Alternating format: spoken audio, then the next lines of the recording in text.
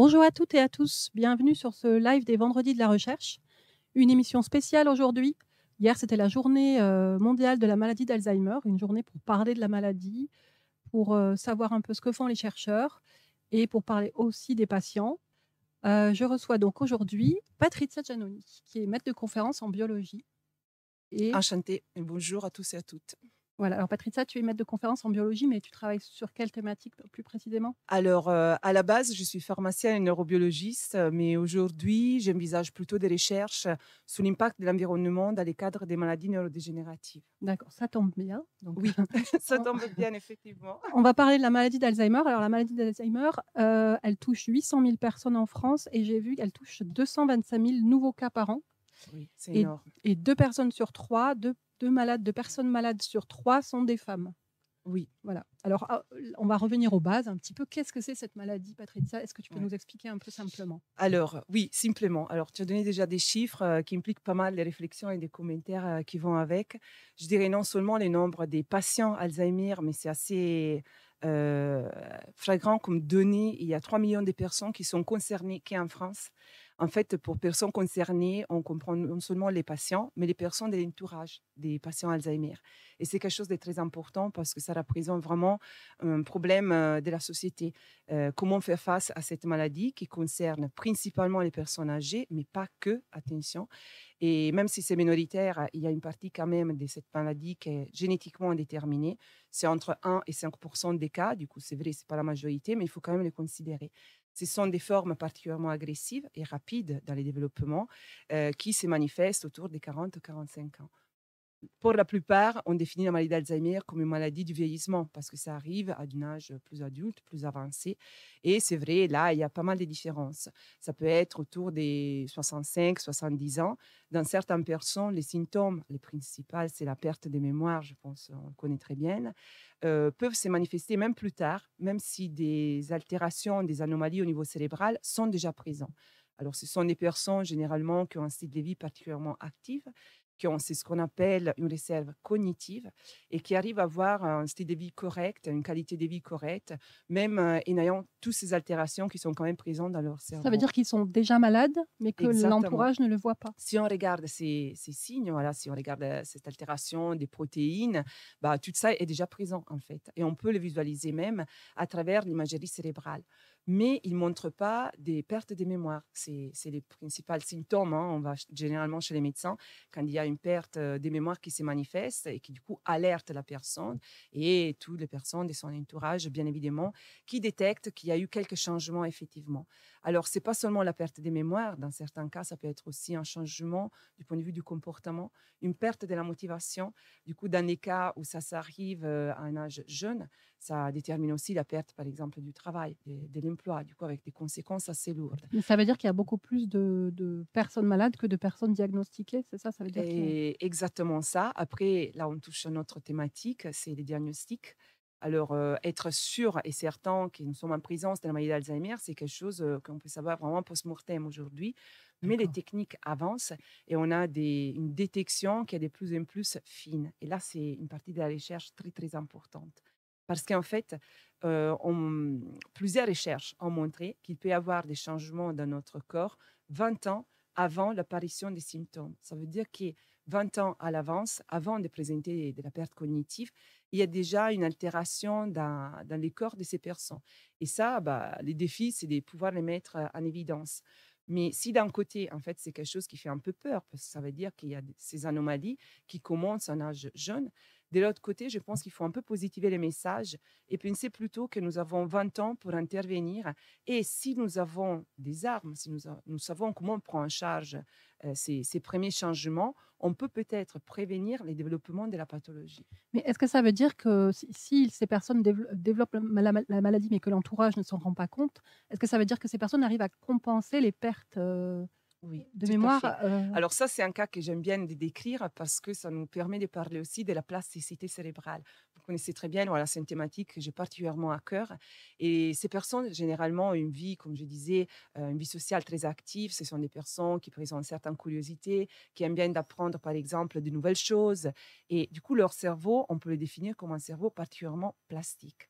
Ça veut dire qu'ils ont une perte neuronale assez importante avec les signes caractéristiques tels qu'un élargement des ventricules, par exemple. Et tout ça, c'est visible. Mais dans la vie quotidienne, tout ça, ça ne se manifeste pas. Parce que les neurones qui restent sont capables de masquer ces déficits. Ça, c'est extraordinaire. Ça veut dire qu'ils ont une perte neuronale importante, mais en fait, ça ne se voit pas. Ils ont un style de vie tout à fait correct. Alors, dans ces cas-là, bien sûr, quand les symptômes se manifestent, ça indique que le cerveau est particulièrement détérioré. Et alors, il y a un déclin qui est particulièrement rapide. Mais ils arrivent à montrer ces premiers symptômes à un âge très, très avancé dans certains cas. Voilà, c'est l'importance aussi de ce que nous faisons dans notre vie au quotidien. Et je reviens à ces mots qui, pour moi, un mot-clé, c'est la plasticité de notre cerveau, qui est important dans la physiologie, dans la sémipathologie et dans les pathologies même. C'est pour ça que la thématique de cette année, de la journée mondiale de la maladie d'Alzheimer, c'est l'activité physique, parce que j'imagine que l'activité physique doit aider à développer cette plasticité. Mais absolument. En fait, il y a tout ce qu'on appelle les styles de vie qui peut contribuer à une bonne plasticité cérébrale. Et bien sûr, l'activité physique en fait partie. Alors, nous vivons aujourd'hui dans des temps qui sont caractérisés aussi pour un style de vie plus sédentaire. Du coup, c'est pour ça qu'on stimule aussi à commencer de l'activité physique, bien sûr adaptée. Ça aussi, c'est une question très délicate à traiter parce que nous sommes tous et toutes différentes. Du coup, si on peut avoir, et c'est vrai, des recommandations génériques comme faites du sport, ça, c'est certainement un message positif qu'on peut facilement donner valable pour tout le monde. Maintenant, comment les mettre en pratique? Parce que ça, c'est souvent la question que nous avons juste après. Du coup, quel type de sport? Est-ce qu'il y a un type de sport qui est plus conseillé qu'un autre? Mais ça dépend aussi de nos centres d'intérêt, de ce que nous aimons. Par exemple, je fais souvent l'exemple de la natation. Moi, je l'adore, c'est quelque chose qui me détend. C'est recommandé, Mmh bien mh. évidemment, ça a plein d'effets positifs, mais je connais plein de personnes qui détestent l'eau. Alors, on ne peut pas conseiller à ces personnes de faire de la natation. En fait, ça serait Ouais. contre-productif. Mmh. Il y a un mot à lequel il faut faire absolument attention, c'est le stress.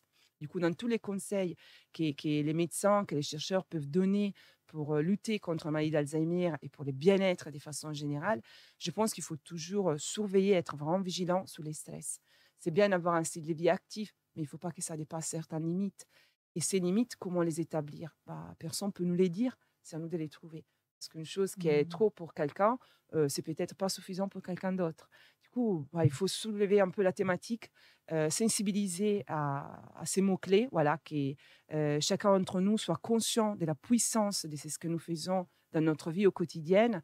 Et après, chacun doit trouver un peu sa propre dimension, sa propre recette pour le bien-être de sa personne. Sa personne peut nous les dire. Alors on a une question dans le chat qui est: «Connaissez-vous la notion de plasticité cérébrale?» Ah pardon, Ah, alors c'est un c'est une sondage, voilà. c'est un sondage parce que ça d'accord, OK. C'est vrai que c'est une question que je pose souvent parce que, bon, maintenant, on en a parlé plusieurs fois et je pense qu'il y a un certain public qui commence à être sensibilisé à ces mots plasticité cérébrale, mais c'est vrai que ça ne parle pas forcément à tout le monde. Et pour moi, c'est fondamental d'en discuter, d'en parler à tous les âges.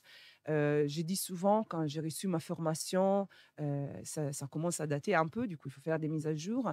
Ben, on avait plutôt l'impression d'un cerveau qui était extrêmement plastique, du coup, remodélable de la plus jeune âge jusqu'à l'enfance, à l'adolescence.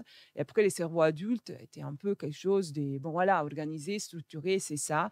La chose qui peut arriver, c'est plutôt de la perte neuronale. Mais est-ce qu'on peut améliorer les capacités de notre cerveau? Et ça, c'est un domaine très, très dense, très vaste et difficile à définir. C'est quoi voilà, les capacités d'un cerveau? Qu'est-ce qu'on entend vraiment avec ça? Mais est-ce qu'on peut améliorer notre bien-être cérébral? On peut dire ça. C'était très débattu. Aujourd'hui, on sait que c'est possible. Et je pense que les messages sont extrêmement importants. Quand nous sommes plus jeunes, ça nous donne en fait un aperçu de l'importance de ce que nous pouvons faire et devenir. Ça veut dire qu'il y a une partie certainement que nous avons hérité de nos parents, et ça c'est notre génotype, mais à l'occurrence c'est ce que je décide de faire. Du coup mes activités, les types d'études, les curiosités que je vais développer, tout ça, ça va influencer beaucoup plus par rapport à ce que j'ai hérité.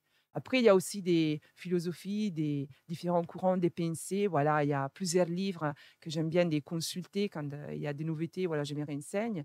Mais je suis plutôt avec la partie des chercheurs et des médecins qui pensent que c'est vraiment l'environnement et notre style de vie qui va déterminer ce qui nous sommes.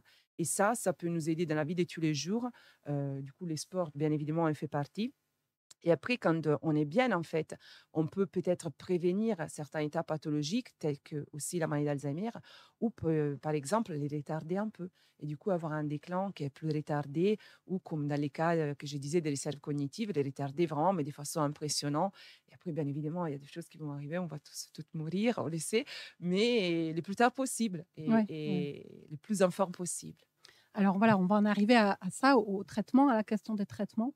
Ouais. Alors c'est la question qu'on peut se poser, est-ce que la recherche avance alors? Alors, la recherche avance énormément parce que dès les débuts, quand j'ai commencé à étudier la maladie d'Alzheimer, il y a eu des avancées, mais énormes. Alors, ces avancées ne sont pas forcément traduites avec beaucoup de nouvelles molécules qui sont sur les marchés. Tout récemment, 2 nouvelles molécules ont été approuvées aux États-Unis. Ça se discute pour l'Europe. Ce sont des anticorps. Donc les molécules Et identifiées servent à exactement, construire des traitements? exactement. Disons que la recherche fondamentale, c'est plutôt la partie à laquelle je me suis intéressée. Comme je ne suis pas médecin, c'est pas vraiment de la recherche clinique, c'est ce que j'ai fait, c'est ce que j'ai fait actuellement, mais de la recherche fondamentale. Ça veut dire identifier des cibles d'intervention, c'est ce qu'on appelle les targets, probablement plusieurs cibles d'intervention, parce que là, on parle de la maladie d'Alzheimer, mais aujourd'hui, on sait très bien qu'on ne peut pas la définir la maladie, mais plutôt les maladies d'Alzheimer. D'accord, C'est une maladie très hétérogène qui peut avoir aussi des événements qui la déclenchent qui sont différentes. On se pose la question si traiter tout le monde de la même façon ou pas. Et la réponse est plutôt non. Je pense que la communauté scientifique est plutôt unanime sur ces sujets en disant qu'on devrait plutôt se diriger vers une médecine personnalisée. On entend beaucoup parler de ça. d'accord. Et pas non seulement dans les cas de la maladie d'Alzheimer, mais en général, on appelle ça la médecine 2.0. Voilà, on a de plus en plus d'informations sur notre corps, sur les différents organes et sur nos différences aussi. Ça veut dire que Et si on fait de la recherche sur la maladie d'Alzheimer, on doit faire de la recherche sur cibler un type de maladie d'Alzheimer ou un type, bah, disons qu'il faut être conscient de notre approche, des avantages et des limites. Par exemple, je disais, il y a un petit pourcentage de maladies d'Alzheimer qui est génétiquement déterminé. Ça, c'est une chose. Chez l'homme, ça se manifeste à des âges plutôt jeunes, 40-45 ans. Les déclins est assez rapide. C'est assez particulier comme forme mmh d'Alzheimer. Entre 1 et au plus 5% des cas en fonction de la population analysée. Pour la plupart, on parle plutôt des Alzheimer sporadiques.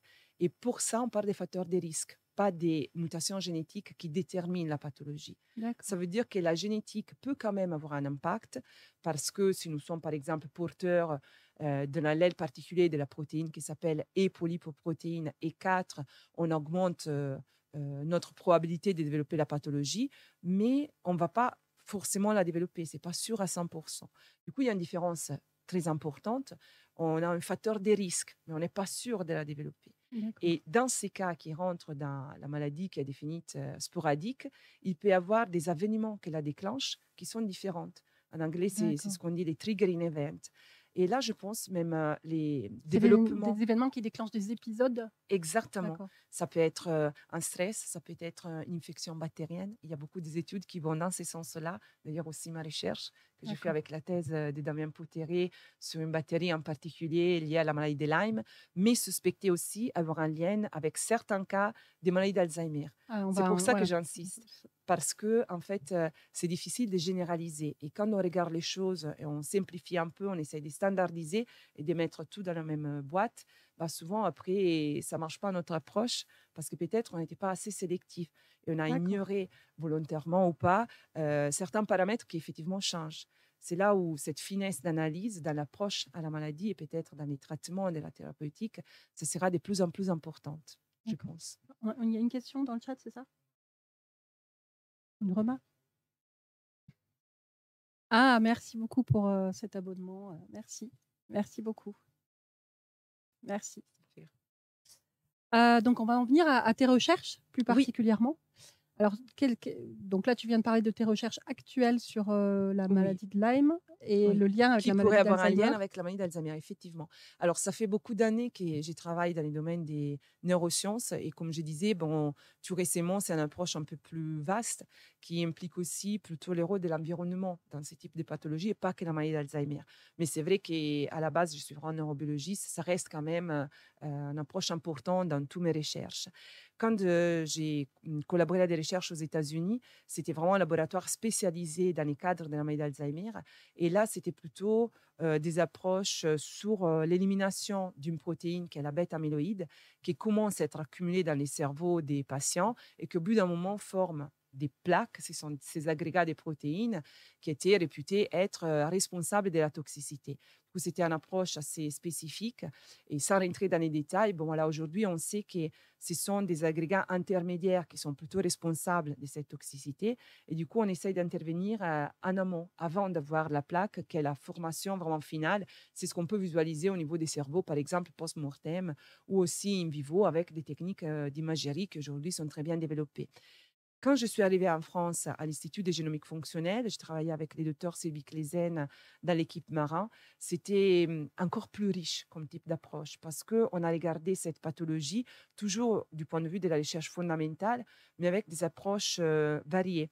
En stimulant un type de récepteur, les récepteurs à la sérotonine de type 4, 5-HT4, et en baissant la production de cette protéine toxique. Ça, c'était une première approche.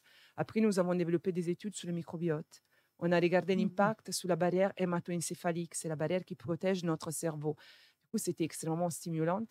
Et je pense que ça m'a donné aussi un peu plus une ouverture d'esprit et ça m'a permis de comprendre la complexité de cette En fait, pathologie. dans ce type de recherche, là, c'est de la recherche fondamentale qui va orienter vraiment, Exactement, la c'est la recherche, base voilà, qui c'est oriente la tout ce qui base. arrive Oui, c'est après. pour ça qu'il y a un En très fait, c'est fort enjeu, en fait. l'identification des cibles. Par exemple, identifier que les récepteurs 5-HT4 peuvent avoir un rôle dans la synthèse du peptide bêta-amyloïde. Du coup, comment intervenir sur ces récepteurs? Ça, c'est la base. Après, j'ai contribué aussi à la caractérisation d'une molécule qui est les donnécopride, qui, et là on croise les doigts, devrait passer en phase des premiers essais cliniques en janvier 2024. Là, il y a un D'accord. levé des fonds parce que ce sont des études, tous les tests précliniques demandent un investissement beaucoup d'argent, Alors voilà, on va effectivement. on va redire entre le moment où toi tu travailles sur, Au moins une dizaine l'identification d'une d'années. molécule et la mise sur le marché, au moins 10 ans, Au hein. moins une dizaine d'années, voilà, c'est assez classique parce qu'il y a des tests que nous faisons. Bah, initialement, c'est l'in vitro avec des cultures cellulaires. Après, on passe plutôt sur des modèles in vivo, c'est classiquement la souris, mais ce sont aussi d'autres modèles. Aujourd'hui, on s'insère par exemple la drosophile, vers des terres, autres. Et une fois que nous avons trouvé, ça c'est aussi, en collaboration avec des chimistes de l'Université des Cannes, qui ont synthétisé une série de molécules et après nous avons testé laquelle était la plus efficace dans nos D'accord. conditions. Du coup, c'est important de les tester déjà dans différents modèles parce qu'on sait très bien que les modèles sont très utiles en recherche. Et que chaque équipe travaille sur un modèle particulier, Généralement, oui, il y a des équipes qui en ont plusieurs, mais chacun a un peu son propre modèle. Du coup, pour avoir des données vraiment solides et intéressantes qui font bien espérer pour des essais cliniques, bah, plusieurs modèles, c'est l'idéal. Et après, il y a une partie très importante, c'est tester la toxicité, parce qu'il y a souvent les ah cas des oui, molécules qui sont très prometteuses, mais après, il y a des effets collatéraux qui sont associés, et bah, la recherche, ça s'arrête. ah Il faut oui. changer des pistes.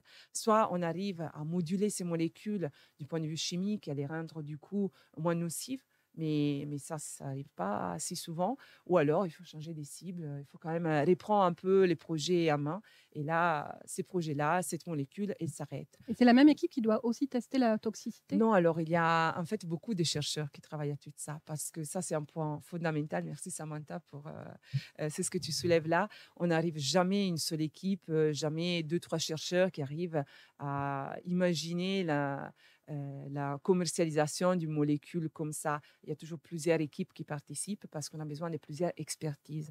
Il y a des biologistes, il y a des chimistes, mais déjà dans ça, des biologistes qui sont plus spécialisés dans les modèles in vitro, in vivo, dans les tests de toxicologie. Du coup, il y a tout un tas de personnes qui doivent travailler ensemble.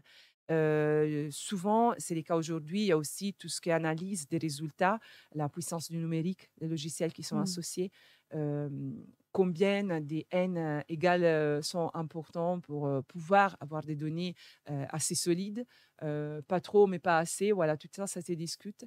Et la recherche aujourd'hui, elle a besoin de tellement de compétences que rarement on les retrouve dans la même personne, c'est pas possible en fait.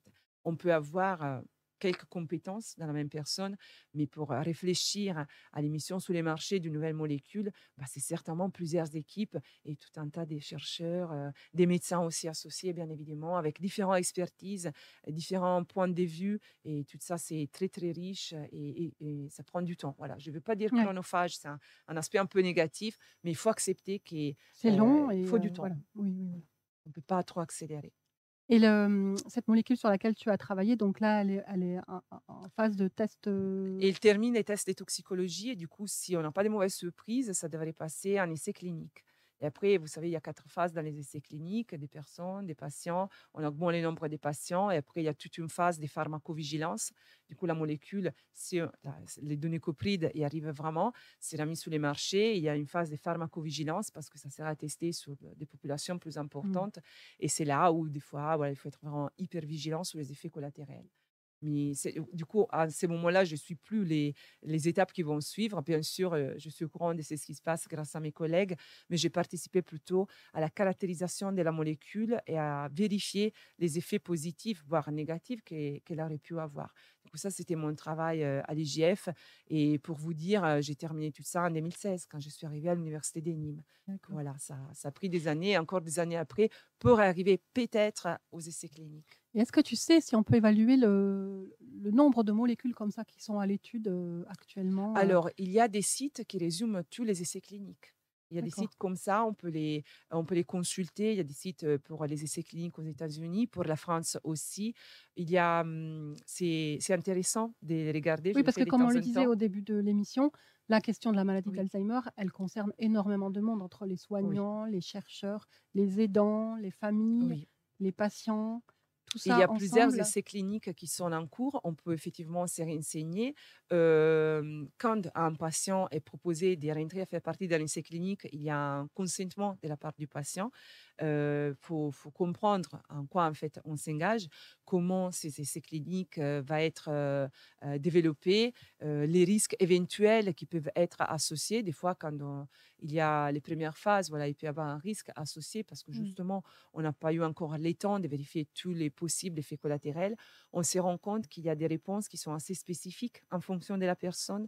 On revient à la médecine personnalisée. Eh Du oui. coup, voilà, il y a toujours une balance risque-bénéfice qu'il faut évaluer. Alors ça, c'est les rôles principalement des médecins qui évaluent toutes les études et qui sont capables de conseiller sur les cadres cliniques de la personne qui est présente, si ça mérite, si ça ne mérite pas. Après, c'est les patients qui décident. Voilà, la personne peut imposer, je décide de faire partie de telle étude ou pas. Mais il faut que ça soit vraiment avec de l'information. Du coup, on montre toute la recherche qui a été faite avant. S'il y a eu des résultats qui peuvent mettre une alerte, ça aussi, il faut Mmh. que les patients soient au courant de tout ça. Et après, du coup, on avance. Mais comme vous voyez, voilà, ce sont des étapes très réglementées et forcément, ça va prendre du temps. Je sais qu'il y a une forte pression parce que c'est une pression de la part des patients, de la société en général. C'est un coût, en fait, hein, des maladies comme la maladie d'Alzheimer. C'est un coût vraiment Oui, pour et la c'est un coût société. pour les familles. Je crois que Tout à fait. j'ai lu que c'était, à peu près 1 000 € par, Oui. par mois, par famille, le coût de Oui. prise en charge de la maladie. Exactement. Et là, on parle d'un coût vraiment du point de vue de l'argent parce que c'est extrêmement important, il faut les considérer. Et après, il y a aussi tout ce qui est émotionnel. Comme je disais, ces personnes perdent la mémoire. Du coup, c'est très difficile pour les personnes dans leur entourage, surtout dans les premières phases. Parce que, alors, dans les premières phases, quand ils ont des pertes de mémoire, mais ce sont des pertes partielles, et des fois, ils se rendent compte, en fait, de c'est ce qui Mmh. est en train de Eh oui. leur Quand arriver. c'est épisodique, oui, oui. Exactement. Il y a un livre, Still Alice, qui est suivi aussi par un film, qu'on peut trouver. C'est particulièrement touchant parce que ça parle d'une chercheuse qui se rend compte, en fait, qui va développer la maladie d'Alzheimer. Du coup, elle essaye de, combler ses trous de mémoire en écrivant des post-it, mais au bout d'un moment, voilà, la maladie quand même, elle arrive. Les premiers stades, dans lesquels il y a cette situation intermédiaire sont peut-être les plus durs pour la personne parce qu'elle se rend Mmh. compte de ce qui va venir. Du coup, cette conscience qui est très, très difficile. Pour l'entourage, c'est difficile parce qu'on ne reconnaît plus des personnes qu'on connaît depuis très longtemps. Alors, ça peut faire mal, en fait, cette personne qu'on connaît, qui ne nous reconnaît pas et qui a des comportements aussi bizarres Qui qu'on n'a change. jamais Oui, vus et oui. qui changent. Les comportements changent. Et il y a souvent une perte de motivation, comme je disais, du coup, ça, c'est très décourageant. Après, il y a aussi des phases dans lesquelles la personne qui a la maladie d'Alzheimer ne souffre pas particulièrement parce que c'est comme un peu détaché du monde réel. Et là, Ouais. il y a une prise en charge qui est faite de façon différente. Bien sûr, pas forcément sous la mémoire, mais par exemple, il y a beaucoup des musicothérapies, art thérapie, tout ce qui est lié à l'art, parce que ça mène à une sensation de bien-être. Alors, on ne va Ouais. pas forcément récupérer la mémoire qui est compromise, mais il peut y avoir une amélioration du point de vue de la qualité de la vie. Et ça, c'est très, très important. Et du coup, cette prise en charge, ça peut soulager aussi tout l'entourage, les personnes qui Ouais. font partie de la même famille, des amis, les aidants aussi. Voilà, c'est très important de Ça aide à lutter considérer contre cela. le stress Absolument. aussi. Dans les buts, en fait, de la prise en charge de façon large, il n'y a pas seulement lutter contre le développement de la pathologie, de retarder, voire améliorer les symptômes que la maladie d'Alzheimer détermine, mais aussi la qualité de vie de façon générale. Des fois, il faut peut-être accepter qu'il y a une perte de mémoire, des choses qui sont manifestées, on ne peut pas revenir en arrière, mais on peut quand même prendre en charge la personne et du coup, les personnes qui sont autour. D'accord. Merci beaucoup. On va finir sur cette Avec note sur plaisir. la qualité de vie Oui, autour de la famille et du patient et des personnes malades. Merci Patricia pour ta participation à cette émission. C'était très merci pour intéressant. m'avoir donné l'occasion. Je tiens à parler de cette pathologie et surtout des aspects positifs de ce qu'on peut faire pour prendre ces personnes en charge et comment mieux vivre quand la pathologie est malheureusement présente. Merci, merci beaucoup. À bientôt. Merci à vous.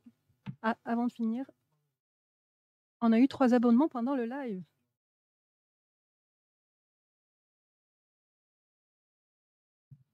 Super. Oui, merci. Ouais, ouais. Ouais, Super. oui, voilà, il faut aller, voir Hughes qui, fait des choses, très, très bien. On va faire un raid là et n'hésitez pas, à interagir avec Hughes, qui a plein de choses intéressantes à raconter. Merci beaucoup et à vendredi prochain.